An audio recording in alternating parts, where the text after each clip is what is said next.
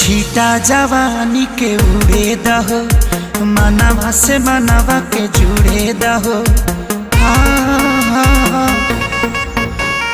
छीटा जवानी के उड़े दहो, मनवा से मनवा के जुड़े दहो। आज सुते दरिया तान के तान के तान के टूट जाए राजा जी